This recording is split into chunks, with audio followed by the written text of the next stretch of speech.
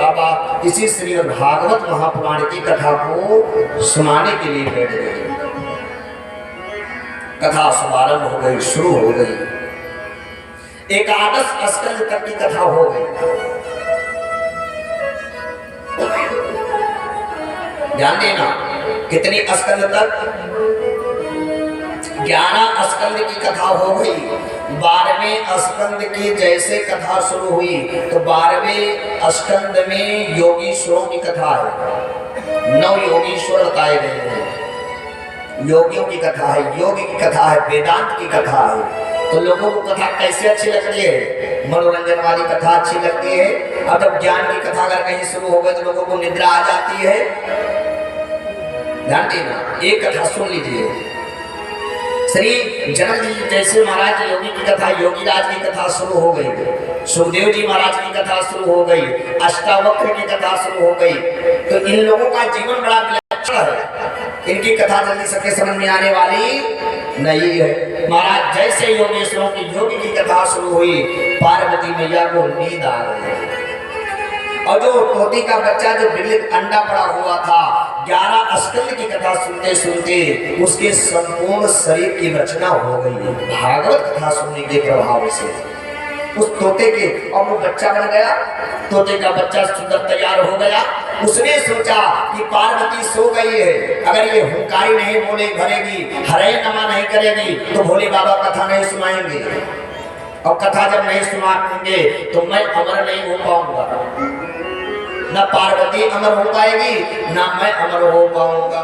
लोग भोले बाबा कथा सुनाते गए। अब हरे नमा कौन बोलने लगा? जो तोते का बच्चा था।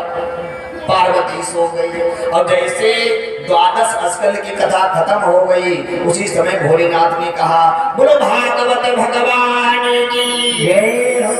लोग जो पार्वती सो रही थी, पार्वती ने आंख खोला, कहा भोलेनाथ कथा हो गई। भोलेनाथ ने कहा कि देवी आपने कथा नहीं सुना। पार्वती ने कहा क्या बताऊं भोलेनाथ, 11 स्कंद तक तो मैंने कथा सुन लिया, लेकिन 12वें स्कंद की कथा मैं नहीं सुन पाया। तो भोलेनाथ ने कहा देवी जब तू कथा नहीं सुन रही थी तो ये हुंकारी कौन भर रहा था? भोलेनाथ ने उठाया अपना त्रिशूल, और जैसे उस तोते के बच्चे ने देखा कि भोलेनाथ त्रिशूल उठा लिए हैं, प्रेमकारी त्रिशूल लेकर के भोलेनाथ जैसे खड़े हुए, वो तोते का बच्चा वहां से भागने लगा। भोलेनाथ ने देखा कि तोते का बच्चा हुंकारी भर रहा था, अमर कथा इसने श्रवण कर लिया। अब तो आगे आगे वो तोते का बच्चा भगा जा रहा है, पीछे पीछे भोलेनाथ अपने त्रिशूल को लेकर के उसको मारने के लिए जा रहे हैं। उसी समय व्यास की पत्नी पिंगला को जम्हाई आई। तो जम्हाई जब आता है तो क्या होता है? अरे भाई किसी को जम्हाई आता कि नहीं आता है? हाँ, पूरा मुख खुल जाता है, बाईपास बन जाता है। जाकर के तोता का बच्चा उसी पिंगला के गर्भ में मुख के मार्ग से गर्भ में प्रविष्ट हो गया।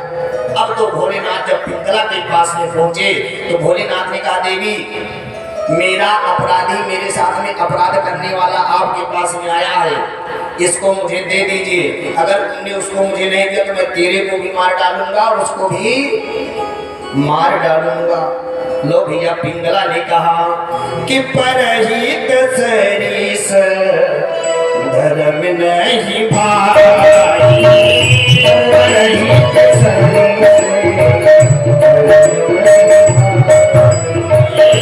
परहित सरीस धर्म नहीं भाई, परहित सरीस धर्म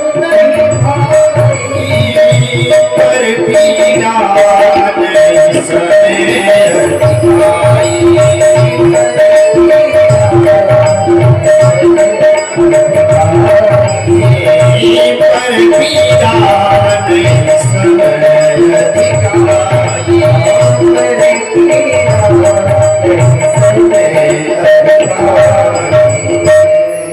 पिंगला ने कहा कि भोलेनाथ मैंने सुना है परोप के समान, परोपकार के समान इस दुनिया में कोई धर्म नहीं है। और आपको एक बात बताऊं, कोई आपका शरणागत कहूं चित्त नहीं, भेद अनहित अनुमान ते नर पावर पाप मई तिलहे विलोकत हाल। अगर आपकी कोई शरणागति हो जाए, अपनी रक्षा के लिए आपके पास में आए और कहीं आपने उसको भगा दिया तो आपको पाप नहीं लगेगा, पाप का बाप महापाप लगेगा। शरणागत को जे तजे हित अनहित। लोग क्या करते हैं, अपने लोग में लोगों को, ऐसे लोगों को बुलाते हैं जिससे अपना हित हो, अपना कल्याण हो। कोई दुखी व्यक्ति अगर पास में आ जाए ना, लोग बड़ी है दृष्टि से देखते हैं, आया है इसको कुछ ना कुछ देना पड़ेगा, इसका रक्षा करना पड़ेगा, इसका सहयोग करना पड़ेगा। पिंगला ने कहा कि भोलेनाथ, मैंने तो यही सुना है कि परहित की रक्षा करना ही चाहिए और मैं परहित की रक्षा करने के लिए अपने प्राण को दे दूंगी, लेकिन इसमें सात पुत्र को कभी भी आपको प्रदान नहीं करूंगा। भोलेनाथ ने कहा कि एक मानव होकर के इसके अंदर भी कितनी मानवता भरी है। इस बच्चे ने, तोते ने हमारी कथा सुन लिया, इसलिए मैं इसको मारने के लिए आया हूं। और ये स्त्री कह रही है कि इसको बचाने के लिए मैं अपनी प्राण की कुर्बानी दे दूंगी, लेकिन मैं इसको नहीं दे दूंगी।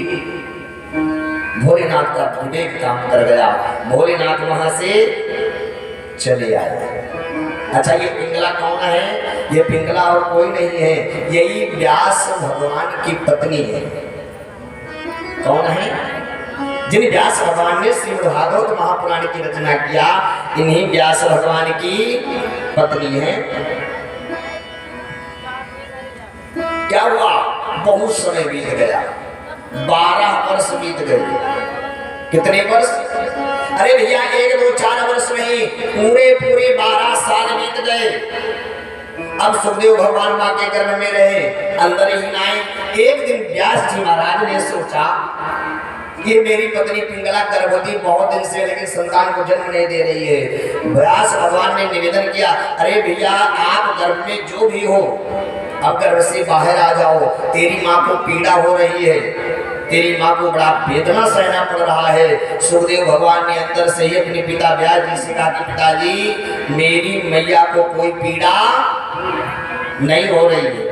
व्यास जी ने कहा, भैया, मेरा चौथा मैं मरने वाला हूँ, कम से कम तू बाहर आ जाए, तेरे को देख तो लूं। अरे मरने के समय एक पुत्र हो जाए, जीवन धन्य हो जाए। व्यास जी ने कहा कि बेटा बाहर आ जा, तो अंदर से आवाज आई माँ के गर्भ से, पिताजी मैं बाहर नहीं आऊंगा। व्यास जी ने कहा कि भैया बाहर क्यों नहीं आएगा?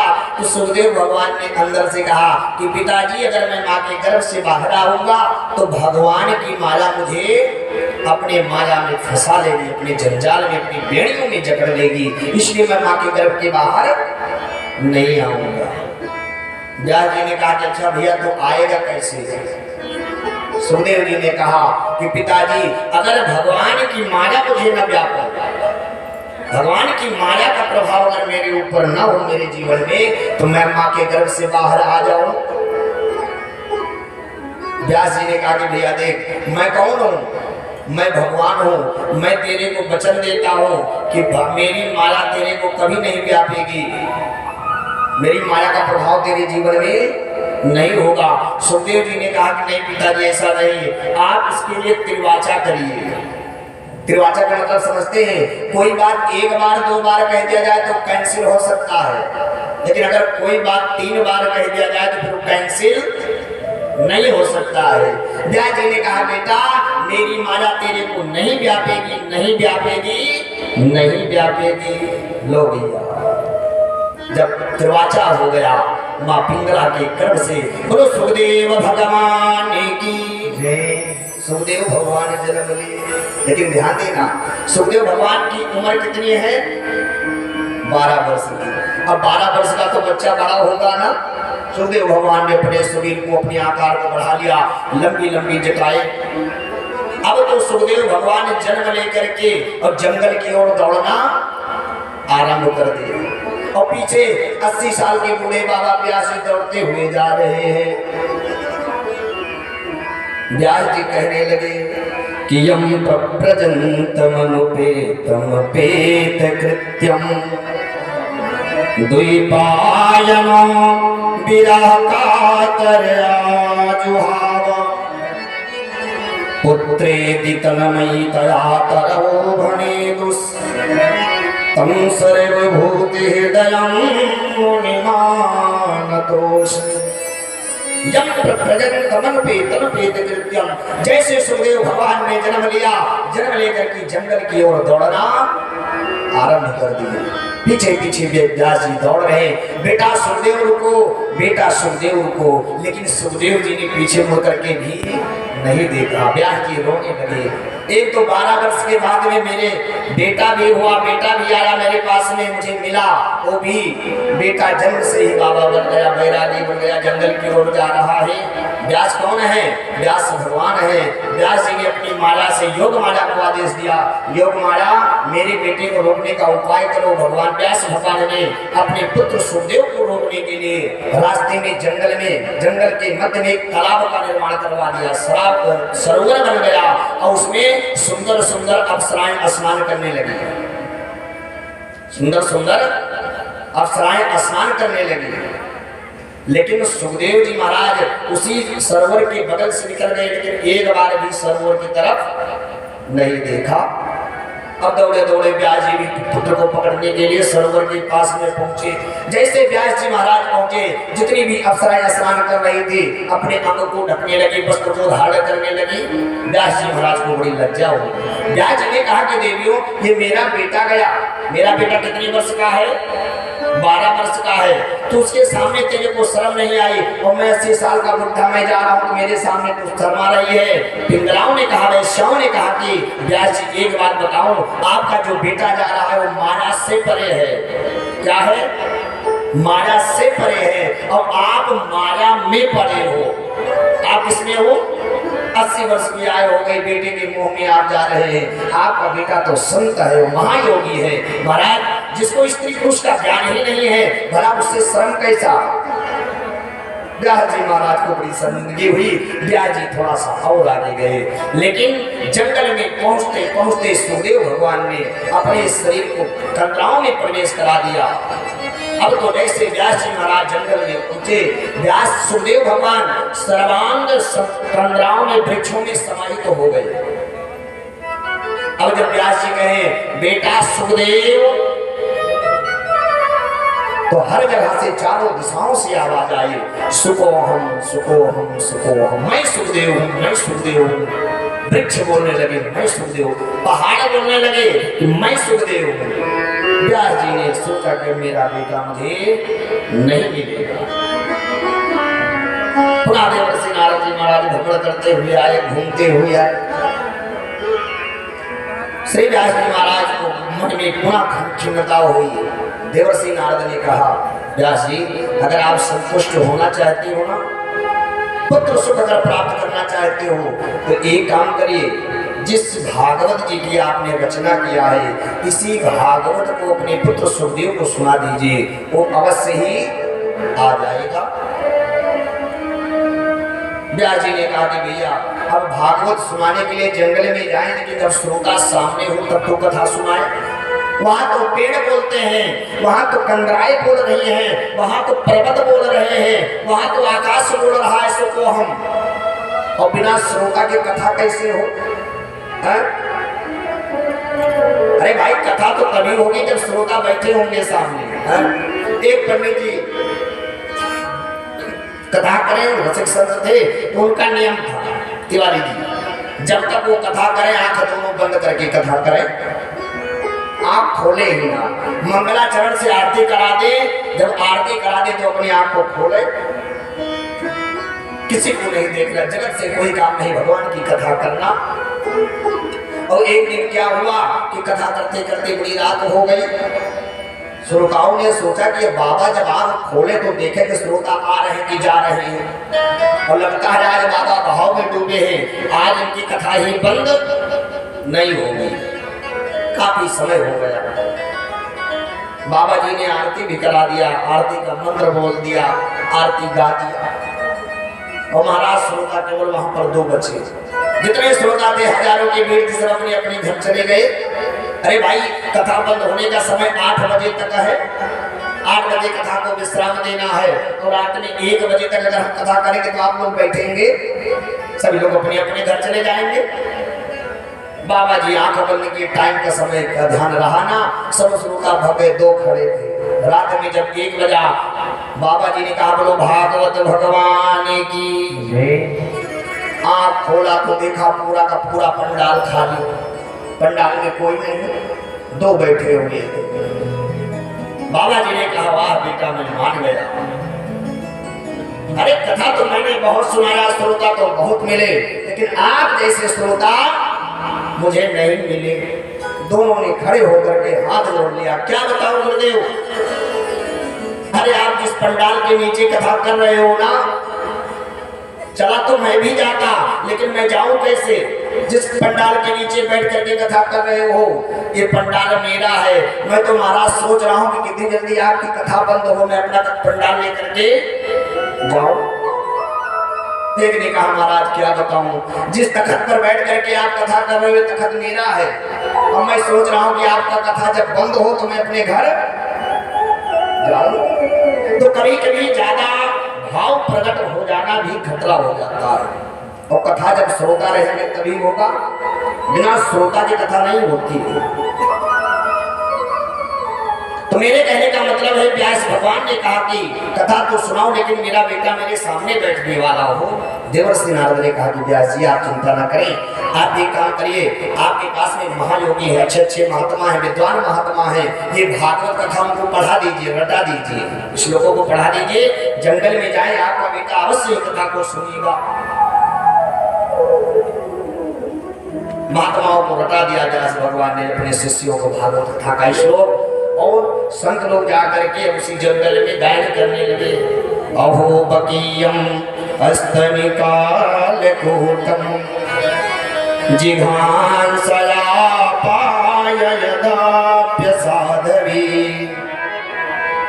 लेभे गतिं धात्रीं चितां तदन्यं कंबा दयालुं शरणं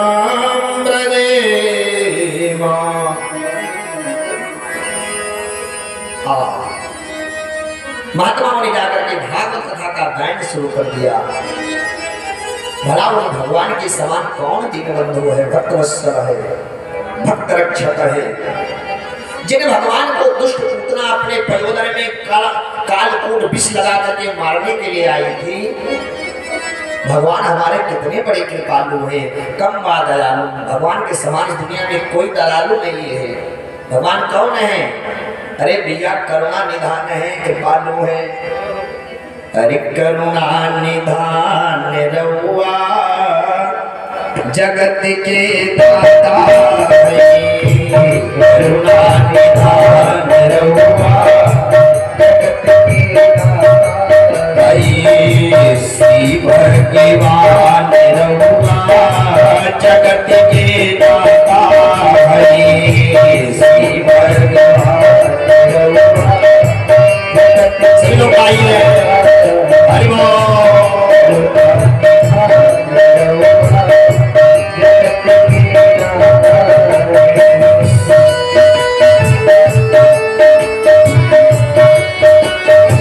जय जय आदि सरस्वती भाषी